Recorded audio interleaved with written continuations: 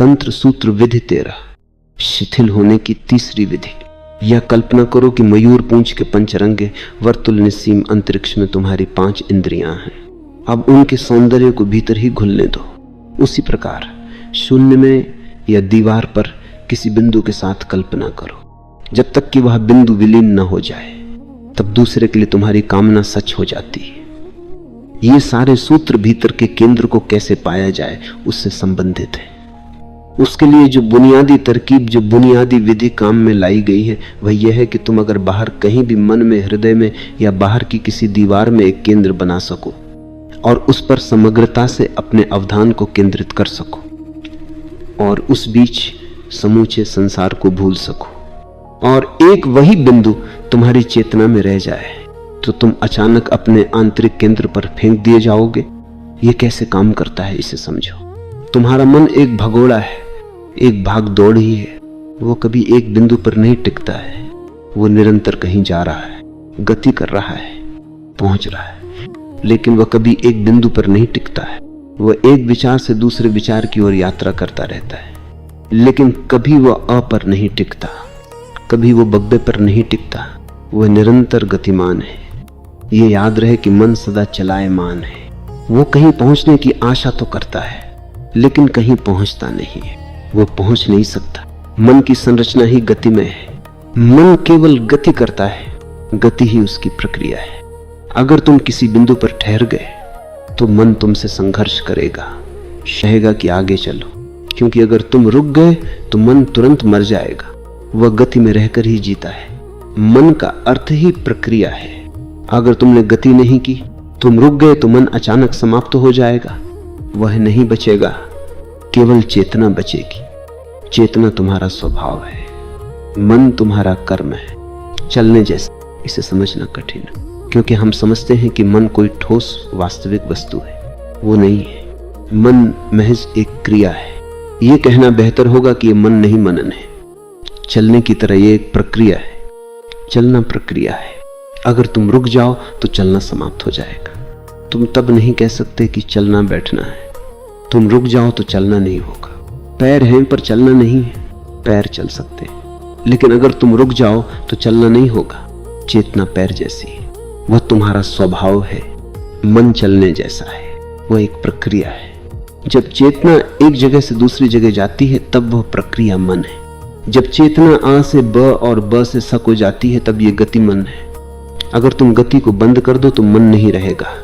तुम चेतन हो लेकिन मन नहीं है। अगर तुम कहीं रुक जाओ तो मन संघर्ष करेगा। मन कहेगा बढ़े चलो। मन हर तरह से तुम्हें आगे या पीछे या कहीं भी धकाने की चेष्टा करेगा। कहीं भी सही, लेकिन चलते रहो।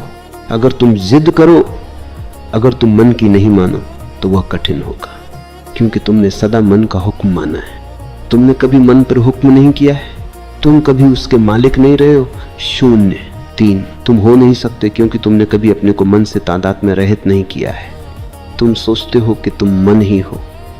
ये भूल कि तुम मन ही हो मन को पूरी स्वतंत्रता देती है, क्योंकि तब उस पर मालिकियत करने वाला कोई नहीं रहता। तब कोई रहा ही नहीं। मन ही मालिक रह जाता है। लेकिन मन की यह मालिकियत झूठी है।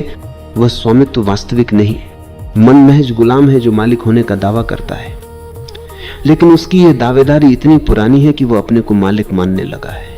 यह महज विश्वास से धारणा है। तुम उसके विपरीत प्रयोग करके देखो और तुम्हें पता चलेगा कि यह धारणा सर्वथा निराधार थी। यह पहला सूत्र कहता है, यह कल्पना करो कि मोर की पूंछ के पंचरंगे वर्तुल के निस्सीम अंतरिक्ष में तुम्हारी 5 इंद्रियां हैं।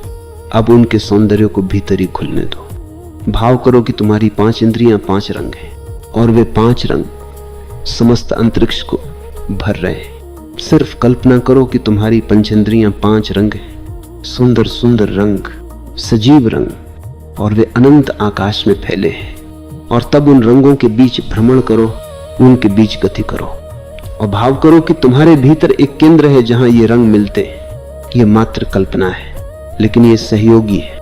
भाव करो कि ये 5 रंग तुम्हारे भीतर प्रवेश कर रहे हैं और किसी बिंदु पर मिल रहे हैं। ये 5 रंग सच ही किसी बिंदु पर मिलेंगे और सारा जगत विलीन हो जाएगा। तुम्हारी कल्पना में 5 ही रंग हैं और तुम्हारी कल्पना के रंग आकाश को भर देंगे, तुम्हारे भीतर गहरे उतर जाएंगे किसी बिंदु पर मिल जाएंगे। किसी भी बिंदु से काम चलेगा, लेकिन हारा बेहतर रहेगा। भाव करो कि सारा जगत रंग ही रंग हो गया है, और वे रंग तुम्हारे नाभि केंद्र पर, तुम्हारे हारा केंद्र बिंदु पर मिल रहे हैं। उस बिंदु को देखो, उस बिंदु पर अवधान को एकाग्र करो, और तब एकाग्र रहो जब तक वह बिंदु विलीन न हो जाए। वह विलीन हो जाता है क्योंकि वह भी कल्पना है। याद रहे कि जो कुछ भी हमने किया है सब कल्पना है। अगर तुम उस पर एकाग्र हो तो तुम अपने केंद्र पर स्थिर हो जाओगे। तब संसार विलीन हो जाएगा, तुम्हारे लिए संसार नहीं रहेगा। इस ध्यान में केवल रंग हैं। तुम समूचे संसार को भूल गए हो, तुम सारे विषयों को भूल गए हो। तुमने केवल 5 रंग चुने हैं, कोई 5 रंग चुन लो। यह ध्यान उन लोगों के लिए है जिनकी दृष्टि पैनी है, जिनकी रंग की संवेदना गहरी है। ये सबके लिए नहीं है, ये उनके लिए है जिनके पास चित्रकार की नजर है। यदि तुम्हें हरे रंग के 1000 हरे नजर नहीं आते तो तुम भूल जाओ इस ध्यान को और आगे बढ़ो। यह काम उनके काम का है जो रंग के प्रति संवेदनशील है। और जो आदमी रंग के प्रति संवेदनशील है उसे कहो कि समूचे आकाश को रंग से भरा होने की कल्पना करो, तो वह ये कल्पना नहीं कर पाएगा। वह यदि कल्पना करने की कोशिश भी करेगा तो वह लाल शब्द देखेगा लेकिन रंग नहीं, वो हरा शब्द देखेगा लेकिन हरियाली नहीं। तो तुम अगर रंग के प्रति संवेदनशील हो तो इस विधि का प्रयोग करो। 5 रंग है, समूचा जगत 5 रंग है, और वे रंग तुम में मिल रहे हैं। तुम्हारे भीतर कहीं गहरे में वे 5 रंग मिल रहे हैं। उस बिंदु पर चित्त को एकाग्र करो, उससे हटो नहीं, उस पर डटे रहो। मन को मत आने दो, रंगों के संबंध में विचार मत करो, सोचो ही मत, बस उन्हें अपने भीतर मिलने दो। उनके बारे में विचार मत करो। अगर तुमने विचार किया तो मन प्रवेश कर गया। सिर्फ रंगों से भर जाओ, उन रंगों को अपने भीतर मिलने दो, और तब उस मिलन बिंदु पर अवधान को केंद्रित करो। सोचो मत। एकाग्रता सोचना नहीं है, विचारना नहीं है, मनन नहीं है। तुम अगर सचमुच रंगों से भर जाओ और तुम एक इंद्रधनुष बन जाओ, एक मोर बन जाओ, और तुम्हारा आकाश रंगमय हो जाए, तो उसमें तुम्हें एक गहरा सौंदर्य बोध होगा। लेकिन उसके संबंध में विचार मत करो। ये मत कहो कि ये सुंदर है, विचारणा में मत चले जाओ।